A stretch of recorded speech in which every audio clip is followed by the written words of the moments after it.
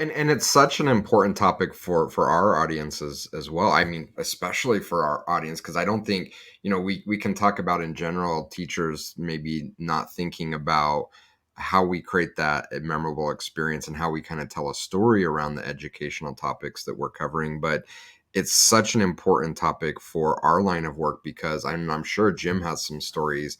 I can't begin to tell the number of times I've been in a conference room where you bring the data analyst in and they say, well, okay, so let's go ahead and look at this null hypothesis of this theory that we're doing on this covariance of terms and analysis on, we're going to plot it along this binomial test. But everyone's like, what are we talking about here? Right.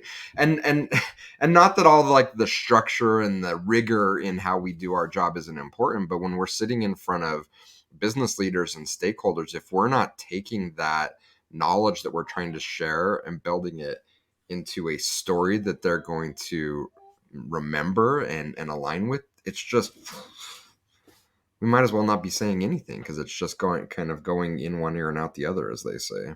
Yep. Well, and I also think it's important to tell the student what you're talking about is relevant in terms of, because every student that comes in and sits down, for instance, I teach interpersonal skills. So interpersonal communication, aspects of interpersonal communication. Online. I have students that still reach out to me that I have never physically met.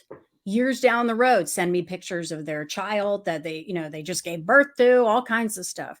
And, but I think you need to explain how it relates to them in terms of why are we learning this? I mean, for instance, when we talk about romantic relationships, I have students in my class that are like, well, I've never had a boyfriend or a girlfriend. I don't know what this is like.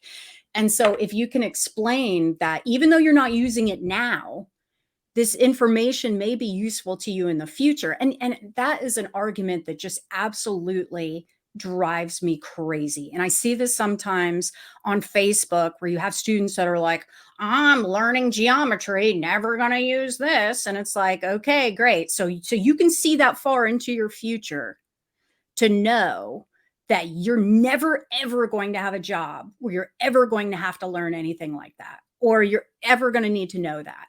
And the answer is no. I mean, I learned things in college that I never thought I would need to use. And then 10 years later, it came up.